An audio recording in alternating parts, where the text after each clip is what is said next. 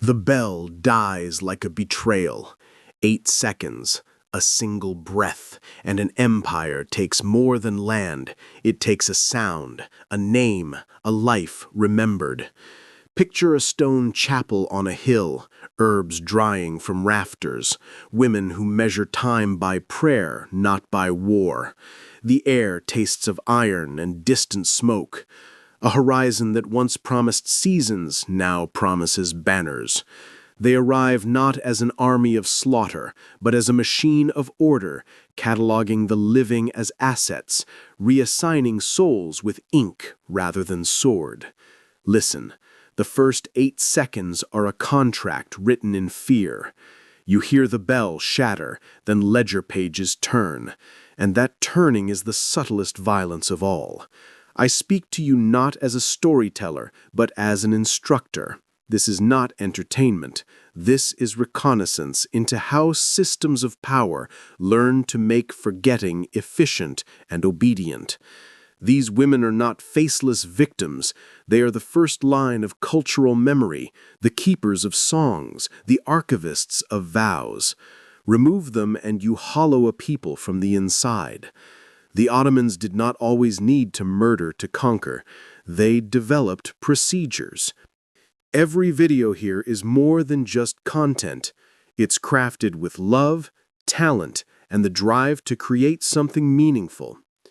Subscribe this channel only if you're ready to see what they swore you'd never know. They erased this from history. We're putting it back. Subscribe before it disappears again. And press the bell icon also to get latest video at your door. They offered terms, sanctuary in exchange for names, protection in exchange for forgetting. Convert and you survive. Refuse and you are repurposed. Repurposed is the bureaucratic word for what happens when an institution decides it wants the outward functions of a believer without the complications of conviction. Imagine being stripped of the right to insist inwardly while your body performs the rituals the empire requires. Imagine your voice used as proof that resistance can be domesticated, that faith can be taught compliance. That is the point, to produce living portraits of submission so clean they become doctrine. They parade these living proofs like exhibits, not to tell a tale of victory, but to teach the lesson that defiance can be sanitized, that memory can be quarantined. In Constantinople, under domes that once lifted hymns to God, new echoes were engineered. Bells were silenced, mosaics covered, and women who had dedicated their lives to prayer were carefully absorbed into households and palaces. They were catalogued in manifests and inventories, as if their vows were ledger entries. This is a story about the quiet architecture of erasure, how conquest becomes administration, and how men in power learn to make silence outlast stone. The convent smelled of smoke long before the soldiers arrived. Sister Eleni felt it first, an old instinct honed from nights tending candles too close to parchment. She stood at the window, silver crucifix cold in her hand, watching the sky bruise with approaching fire. Behind her, the sisters knelt in rows, their whispered psalms trembling like reeds in wind. The horizon flickered, torchlight, not dawn. The sound came next, steady and deliberate, boots against the stone path that had only ever known bare feet. When the gates shuttered, the women didn't scream. They knew the sound of finality. The first man through wore no armor.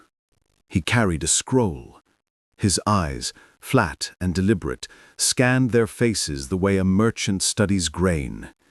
The parchment cracked as he unrolled it. Imperial decree. Convert and serve, or resist and vanish. The translator's voice broke halfway through, and the silence that followed felt heavier than the words. Sister Eleni rose from her knees, voice clear enough to still the tremor in others. "We have already been claimed," she said. "There is nothing left to take." The officer smiled, a small, almost merciful curve of the mouth that held no mercy at all. The scroll rolled shut. Orders were given. No blades were drawn, only locks fastened, food withheld, water rationed. The empire did not rush its victories. It preferred watching faith decay in slow motion. The women prayed in shifts, faint voices echoing against stone, until even prayer began to sound like madness. On the second night, one of the younger sisters, barely 17, began to laugh in the dark. The sound startled even her. She pressed her hand to her mouth, tears leaking between her fingers. "He cannot hear us here," she whispered. Sister Theodora, oldest among them, reached across the cold floor, touched her shoulder. "He hears," she said, "even if we don't." Outside, soldiers feasted, their laughter seeping through cracks in the chapel door. Bread, meat, the clatter of cups. Inside, hunger became revelation. On the third dawn, the sky turned red, and with it, something inside them hardened. They stopped asking for mercy. They began to sing. Not hymns of salvation, but songs of remembrance.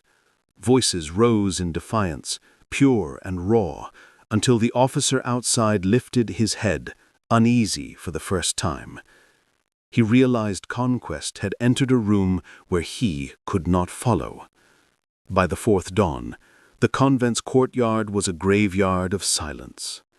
The bell tower, once the heart of their days, lay collapsed, its stones scattered like the broken beads of a rosary. Smoke drifted low over the valley, thin and blue, the breath of a dying world. The doors opened without warning. Light poured in like accusation.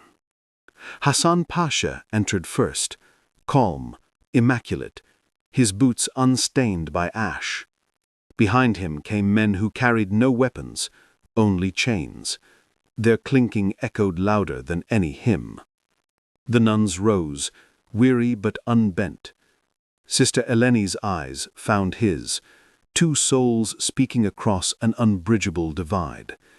He looked at her, not as a man looks at a woman, but as a scholar examines an artifact. "You will walk with us," he said, "to the coast, to Constantinople.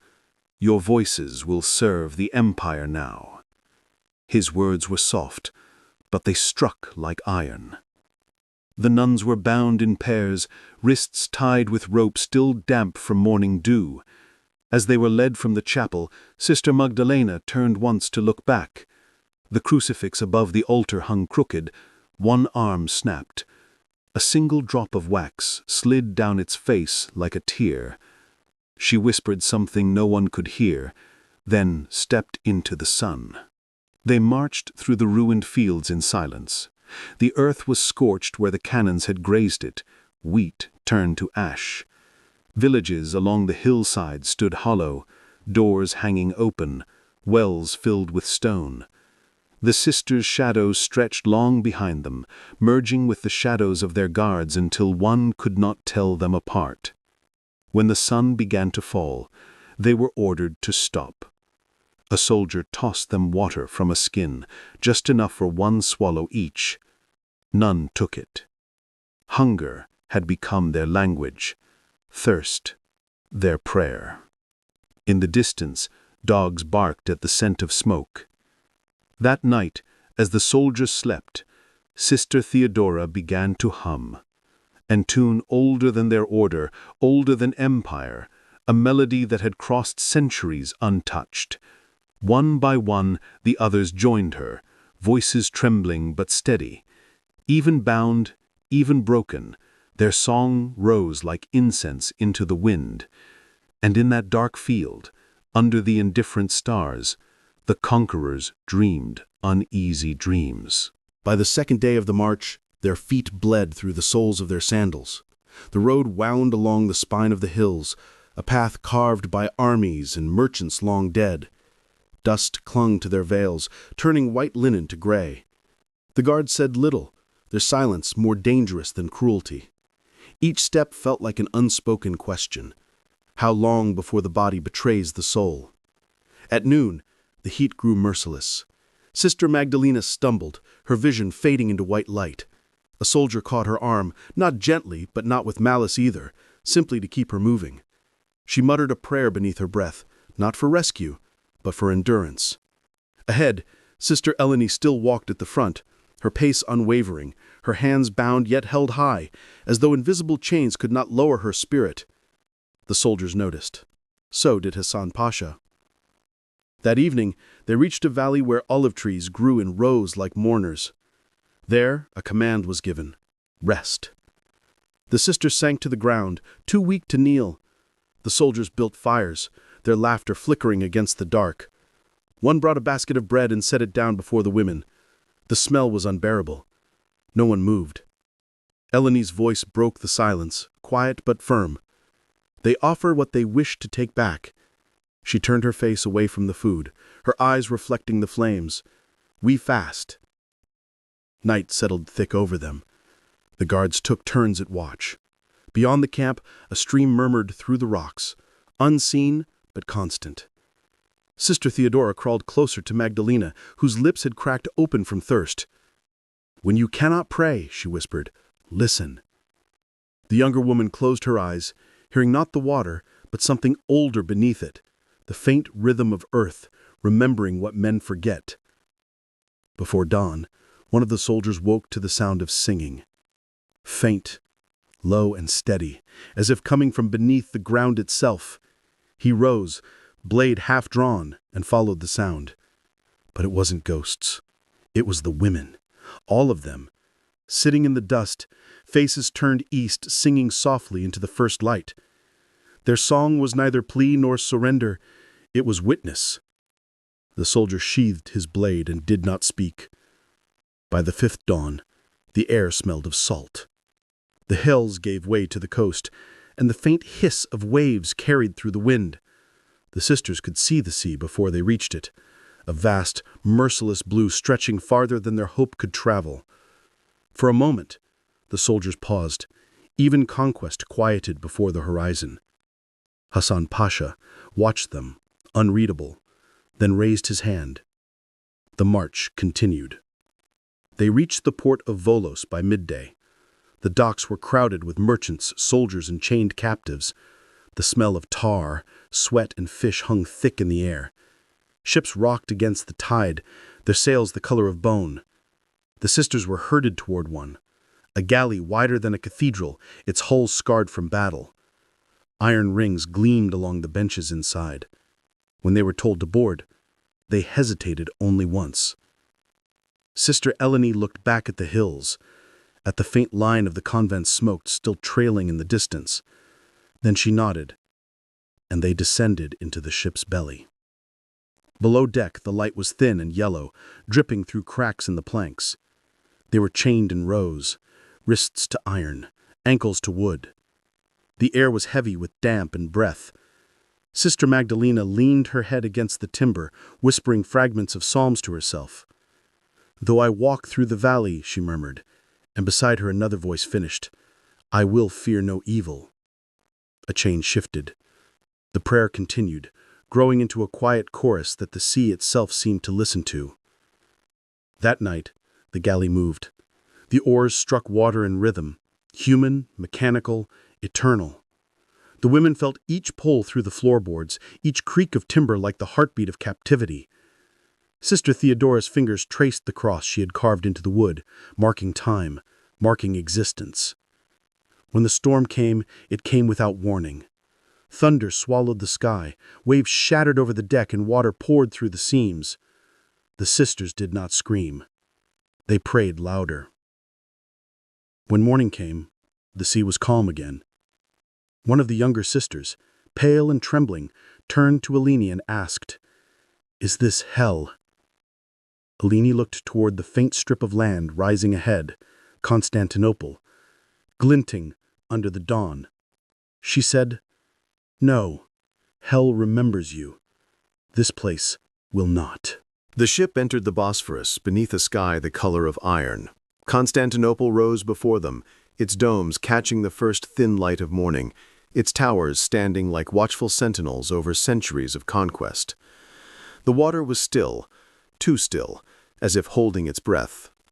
The sisters were silent, each chained to the weight of her own heartbeat. When the oars stopped, the silence was so deep it felt alive. The soldiers shouted orders, ropes were thrown, and the ship moored against the stone dock with a groan that echoed through the hull. One by one the captives were unchained. Rust flaked from the metal as their wrists were freed, leaving red marks like wounds that refused to heal. The sisters stood, unsteady, blinking against the sudden brightness. Hassan Pasha waited at the foot of the gangplank, robes immaculate, a faint smile stitched across his face. "Welcome to the heart of the world," he said, "the city of peace." The irony passed over them like a curse. The women were herded onto the docks, past rows of merchants and guards who stopped to stare. Christian nuns, veiled, barefoot, sunburned, were rare enough to draw whispers. Children pointed, mothers turned their faces, but no one intervened. The empire had taught its people well: look, but do not remember. They were led through the streets, through markets thick with spice and incense, through archways carved with verses they could not read. The sound of the city was endless, bells, shouts, the chant of prayer rolling from the minarets above. When they reached the shadow of Hagia Sophia, they stopped. The great dome loomed over them, immense, gold in the morning sun. Once it had been the heart of Christendom, now the crescent crowned its peak. Sister Eleni raised her eyes toward it, lips moving though no sound came. She remembered stories told by travelers, the angels painted in the vaults, their faces hidden beneath plaster now. She wondered if they could still see, trapped behind centuries of silence. A soldier barked an order. They were forced to kneel as the call to prayer began, a wave of sound that swallowed the city. Sister Magdalena looked at the others, her voice breaking to a whisper. "We are home, but it is no longer ours." Hassan Pasha turned his head slightly at her words, but said nothing. Instead he gestured forward, down into the palace tunnels, where the light began to fade. The descent began with stone steps slick from centuries of damp. The air thickened, heavy with the scent of earth and something older, salt, rust, forgotten breath. Torches burned low in iron brackets, casting trembling light along the walls. The sisters moved single file, hands bound once more, shadows of themselves stretching long behind them. The noise of the city above faded, until all that remained was the drip of unseen water and the echo of their own footsteps. At the bottom of the passage waited a corridor that turned and turned again, as if designed to erase direction. A single door of blackened oak stood ahead, unmarked, sealed with a chain. Hassan Pasha gave a small nod. A guard stepped forward, unfastened the lock, and pushed the door inward. The hinges groaned like a dying thing. What lay beyond was not a room. It was a cell made from silence itself. Stone walls, a single narrow slit of light, and a floor scattered with straw that had long since lost its color. "Here you will serve," Hassan said, his tone calm, almost fatherly. "Here you will learn peace." He turned to leave, his robe brushing the doorway. The soldiers followed one by one, until the echo of their retreat remained. The iron door closed, and the sound of the lock falling into place struck harder than any weapon. For a long time no one spoke. The only movement came from Sister Magdalena, who pressed her hand against the wall, tracing its rough surface until her fingers caught on something carved deep into the stone. It was a cross, small, crude, old. There were others beside it, faint, worn down by time and touch. Someone had been here before. Sister Eleni sank to her knees. "Then this is not the first prayer spoken here," she whispered. Around her the others gathered, hands finding the carved marks, palms pressed against the history of unseen captives. The walls felt warm, alive with memory. When night fell, The slit of light vanished and darkness took its place completely. The sisters lay against the cold floor, their breaths rising and falling in rhythm. In the far corner, a faint tune began, a hymn, carried from trembling lips. One by one, voices joined, until the cell became a living echo of faith, refusing to die. Days became indistinguishable from nights. No sun marked their hours, no bell tolled their prayers. The world above might have forgotten them entirely, but below the palace, time moved differently, measured not in light, but in breath, in endurance, in the slow wearing down of the will. The sisters were made to work in silence. Each morning the iron door opened, and a guard would lead them into corridors dimly lit by oil lamps. They scrubbed marble floors, washed linen soaked in perfumes they would never wear, polished silver for feasts they would never see. They learned to move like shadows, seen but never noticed. The palace corridors echoed with voices, laughter, and the faint music of strings drifting from distant rooms. None of it belonged to them. Each task was another layer of humiliation, yet beneath the ritual of servitude, something survived. They began to recognize one another by the sound of steps, by the rhythm of breath, by the faint hum of a psalm shared between them as they worked. At night, they returned to the cell. The walls had become their scripture. They scratched prayers into the stone using broken pottery or the edge of the nail. Sister Magdalena marked each passing day with a thin line, steady even when her hand trembled. Sister Theodora, old and nearly blind, recited fragments of the Gospels from memory, her voice steady and sure. When she spoke, the others closed their eyes, and for a moment the walls seemed to widen, the air warmer, almost holy. One night, the sound of footsteps stopped outside their cell, a faint scraping, a whisper of metal. The lock shifted, but did not open. Then, from beneath the door, a small object rolled inward, a piece of bread, still warm. No one moved at first. Then Sister Eleni stepped forward, lifted it gently, and broke it into equal pieces. "We share," she said. Each woman took a fragment, and they ate in silence, the crumbs dissolving like communion upon their tongues. When they lay down to sleep, Sister Magdalena whispered, "Someone knows we are here." Eleni's eyes remained open in the dark. "Then let them remember," she said. Outside the door, unseen, a single torch flickered once, then went out. Winter came without warning. The cold crept through the stone like a living thing, biting deeper than hunger ever could. The sisters huddled together for warmth, their breath forming pale ghosts in the dark. Frost formed along the walls, tracing the edges of the crosses they had carved, turning every mark into a shard of light when the torches passed outside. Food grew scarce, less bread, thinner water, longer silences between footsteps, but their songs did not stop. Even when their lips split and their throats ached, the music continued, faint as the memory of morning. One night, a storm raged above the palace. The wind howled through unseen cracks, carrying with it the sounds of the city, the cry of traders, the ringing of hammers, the faint call to prayer swallowed by thunder. It reminded Sister Magdalena of the sea, of the ship that had brought them here. She closed her eyes, and for a moment she could feel the salt again, the sway of the deck, the tremor of the oars. She murmured to herself, "He cannot hear us here." But Sister Eleni, half asleep beside her, said, "Then we must be louder." When the storm passed, the air was colder than before. The guards came less frequently. One did not return at all. Whispers drifted through the tunnels, talk of illness in the palace, of strange dreams among the servants, of a voice in the lower corridors singing where no one lived.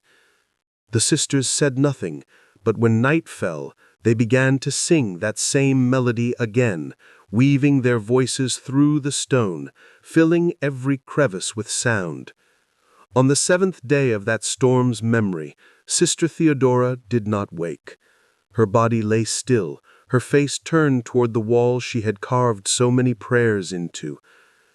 They buried her beneath the floor, using spoons and their bare hands to move the earth.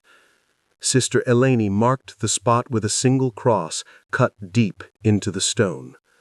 That night, Magdalena dreamed she saw Theodora standing in the doorway, hands folded, eyes open and clear. "Do not let them silence the walls," the vision said. When she awoke, she found her nails bloodied from carving, the words half finished but legible. "Lux in tenebris lucet." The light shines in the darkness. Weeks passed, though none of them could tell how many. The torches outside their cell burned at uneven hours, and the guards who once barked orders now walked in silence, faces drawn with unease. Rumors had reached the lower corridors, voices speaking of women who would not break, whose prayers refused to die. The sisters had become something the empire did not understand. Not rebels, not captives, but living relics of a defiance too quiet to destroy. One evening, footsteps stopped outside the cell again. The key turned and the door creaked open. A single figure entered, cloaked, his face hidden in the flicker of the torch he carried. He said nothing, only set down a small clay bowl of oil and a scrap of parchment. When he left, the door closed softly, without a lock. The sisters gathered around the bowl. Carved into its side was a symbol, a cross within a crescent. The parchment held a single line, written in Greek: "The world remembers those who refuse to disappear." Sister Eleni read the words aloud, her voice trembling. Then she looked around the room at the faint outlines of every cross, every prayer, every scratch left by their hands. "Then we will be remembered," she said. They used the oil to light a flame, the first they had kindled on their own since captivity began. Its glow filled the chamber with a golden pulse that reached the carvings and made them shimmer like constellations. That night, they prayed not in whispers, but aloud. Every voice rose with a kind of terrible peace, a sound that rolled through the tunnels and into the bones of the palace itself. Above them, servants awoke in fright. Some claimed to hear bells ringing where no church remained. Others said they smelled incense drifting through the marble halls. Hassan Pasha, waking in his chambers, felt the air shift and old rhythms stirring beneath the empire's perfect order. By dawn, when the guards opened the cell, the oil had burned away. The sisters knelt in silence, faces calm, hands folded. But something in the room had changed. The air was warm, as if touched by unseen fire. The crosses glowed faintly in the torchlight, their edges gleaming with fresh gold dust. The guard who entered stumbled backward, crossing himself before he could stop. The women said nothing. Their eyes were steady, their faith unbroken. Somewhere above, the first morning call to prayer echoed across Constantinople, low, mournful, and strangely hollow, as though the city itself was listening. By the time spring returned to the city above, the sisters were no longer seen. The guards still brought rations, but fewer each week, sliding them through the door without words. Whispers moved quietly through the palace, about servants who claimed to hear footsteps at night, gentle as breath, and a soft singing that seemed to come from beneath the floors. The empire had buried its captives, but their silence had turned into something else, something that could not be contained by stone. One night, Hassan Pasha descended alone. His torchlight carved orange streaks across the damp walls as he followed the corridor to the cell. The air was thick with the scent of wax and smoke. When he opened the door, he froze. The sisters stood in a circle, faces lifted, eyes open but unfocused, their lips moving in perfect unison. Between them burned a single flame, impossibly steady, though no wind touched it. For a moment the Pasha did not breathe. He felt the weight of centuries pressing against him, faith made into something solid, unyielding. "Enough," he whispered, though his voice lacked command. Sister Eleni turned her gaze toward him. Her eyes, once soft and human, now seemed carved from light itself. "It is never enough," she said. "You can take what you see, but not what you hear." The words struck him harder than any blade. He backed away, leaving the door open behind him. When dawn came, the torches in the corridor burned to stubs. No orders were given. The cell remained unguarded for the first time in years. A young servant sent to deliver food found the room empty. The chains lay in neat coils, untouched. On the wall above them, carved deeper than before, were 3 words in Latin: Memoria manet viva. Memory remains alive. The servant fled, swearing he heard footsteps following him through the tunnels, light and rhythmic, as if 23 pairs of feet still walked in prayer. The story spread quietly through the palace, then through the city, and finally across the empire. Some said the women had been freed by sympathetic monks. Others whispered they had simply vanished, taken by the god who refused to forget them. But those who worked in the lowest halls swore that on certain nights when the world above was still, they could hear faint singing through the stones, rising from the depths, like the sea remembering its dead. The disappearance of the sisters became a wound the palace could not speak of. No reports were written, no search was ordered, yet the corridors that led to their cell were sealed within a day. Masons worked in silence, bricking the doorway shut under torchlight, while the guards watched without expression. But even as the final stone was placed, the air in the tunnel changed. The workers said they felt warmth, like breath against their necks, and heard faint voices murmuring prayers beneath the mortar. None of them returned to that passage again. Above, life in the palace continued, polished and precise. The empire marched forward, its ceremonies immaculate, its rulers sure of their dominion. Yet in small, unseen ways, something had shifted. The candles in the Sultan's chamber flickered for no reason.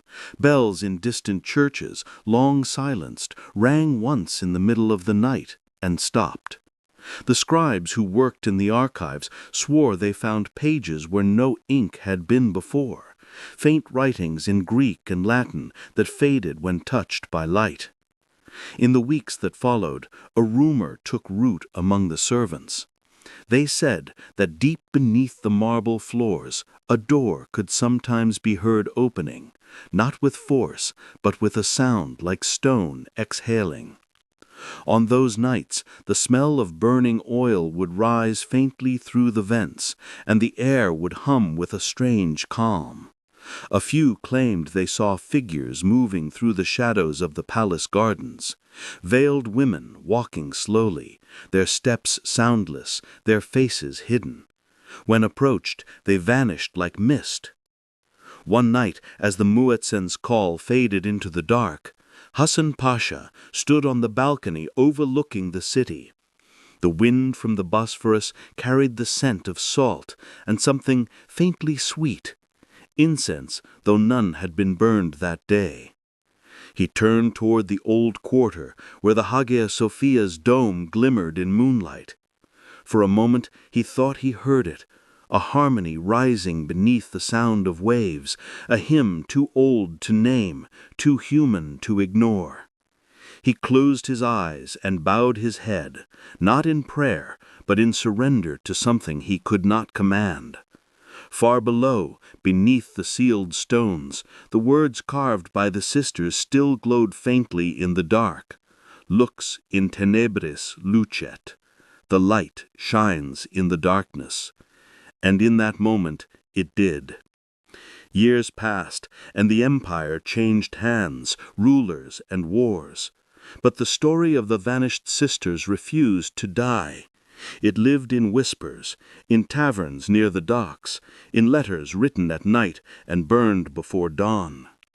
Pilgrims who passed through Constantinople spoke of strange lights that shimmered beneath the palace grounds, of music that drifted through the stone like breath from another world. Most dismissed it as superstition. Yet, every few winters, someone swore they saw them. 23 women moving in silent procession along the shore at dawn, veils trailing in the surf, faces turned toward the east. A century after the conquest, when restorers opened a forgotten tunnel beneath Topkapi, they found the passage untouched, dust thick, air heavy, silence absolute. But in the last chamber, behind the old sealed wall, lay proof that the past had never gone. The stones bore hundreds of crosses, layered over each other, each line carved deeper than the last. And in the center of the floor, a single oil lamp rested upright, its wick petrified but intact. On its rim, faint letters gleamed in Latin, Non peribet, it shall not perish. The scholars who discovered it disagreed on what it meant. Some said it was merely the work of prisoners. Others refused to speak at all. One of the younger men, tasked with cataloging the find, claimed he heard voices while sketching the carvings, women praying in languages he did not know, their tones neither pleading nor afraid. He left his tools behind and fled the site before sunset. His notes ended mid-sentence. When word of the discovery reached the Patriarchate, the Church sent envoys to investigate. They arrived quietly, bearing candles and incense. After 2 nights below, they emerged pale and shaken, refusing to enter again. One of them, a frail monk from Thessaloniki, whispered to a companion before his death, "They never left. They chose the dark, so we would remember the light." That year, an unrecorded earthquake struck the old quarter. Stones cracked, windows shattered, and for one brief instant the sealed passages beneath the palace opened again. Those nearby said they heard the sound of bells, not Ottoman, not Islamic, but Christian, ringing from the earth itself. Then, as quickly as it came, the sound vanished, and the city returned to silence, as if history itself had taken a breath and closed its mouth once more. Decades later, the empire's power began to wane, and the old stories resurfaced like bones after rain. In the winding streets near the palace walls, candle vendors and fishermen spoke of voices that rose from the ground at dusk. Some swore that when the fog rolled in from the Bosphorus, shapes could be seen within it, women cloaked in white, faces hidden, carrying unseen burdens through the mist. The elders told the children not to follow the sound, for those who listened too long returned changed, unable to speak of what they had heard. One such man was a palace guard named Iskander, assigned to patrol the lower vaults. It was said that he feared nothing, not blade, not spirit. But on the night of the winter solstice, he did not return to his post. His lantern was found still burning on the steps, its flame steady despite the draft. 3 days later, he stumbled into the courtyard at dawn, clothes soaked with salt water, his eyes wide with terror. "They're singing," he whispered. "They never stopped." He died before nightfall, and his body was buried without ceremony near the outer wall. In the years that followed, strange things began to happen within the palace. The floors beneath the oldest chambers sometimes trembled as if echoing distant footsteps. The marble of the harem baths developed faint, almost invisible patterns, lines that when traced formed crosses. The imams who led prayers in the inner halls found their voices faltering, their words swallowed by a low hum that rose from nowhere. Even the Sultan, a man of reason, avoided those corridors after sunset. One night an earthquake struck again, smaller than the last, but sharper, like a warning. The walls groaned, and for a single heartbeat, a sound filled the air that no one could deny. Bells, faint and beautiful, ringing beneath the city. The call to prayer stopped mid-verse. The soldiers froze where they stood. At dawn, the tremor ceased, and silence returned. But those who entered the lowest halls found something new. A line of fresh carvings had appeared along the sealed passage, letters so fine they could only have been etched by human hands. The words were Latin, glowing faintly in the torchlight. Nos non sumus umbrae. We are not shadows. The guards sealed the passage again that same day, but the words remained. And for years after, when the wind blew in from the sea, the people swore they could still hear faint voices rising from the stones, praying not for deliverance, but for remembrance. By the turn of another century, the empire's heart had begun to rot from within. Wars were lost, cities slipped away like sand through a fist, and the once glorious palaces stood as monuments to ghosts. The old stories, once whispered, now forbidden, had become dangerous again. The authorities declared them heresy, superstition, rebellion against reason. But in the narrow streets behind the Hagia Sophia, where candlelight still flickered after curfew, the tale of the 23 sisters was told in low voices as both warning and prayer. A group of workmen were ordered to clear the lowest chambers of the palace in preparation for renovations. None volunteered. Finally, a handful of convicts were promised freedom if they completed the task. They descended into the tunnels with torches and hammers, their laughter nervous and hollow. By nightfall, only 2 returned. Their faces were white as bone. One could not speak. The other muttered endlessly, "They are still there. They walk in circles, singing under the floor." When the overseer demanded proof, he simply pointed at his hands. His palms were burned with the shape of small crosses, red and perfect as though pressed by unseen fire.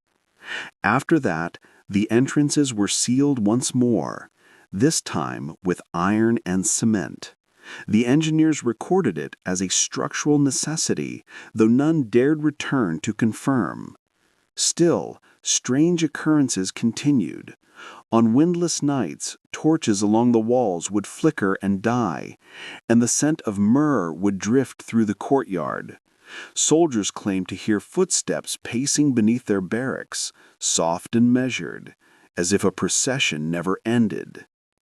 Years later, during a spring storm, a bolt of lightning struck the eastern tower and split a section of the palace floor. Beneath the crack, workers found a hollow chamber no larger than a cell. Inside lay a fragment of cloth, yellowed but intact, a piece of a nun's veil embroidered with a single Latin phrase in trembling thread. Non oblivisci. Do not forget. The cloth was taken to the archives,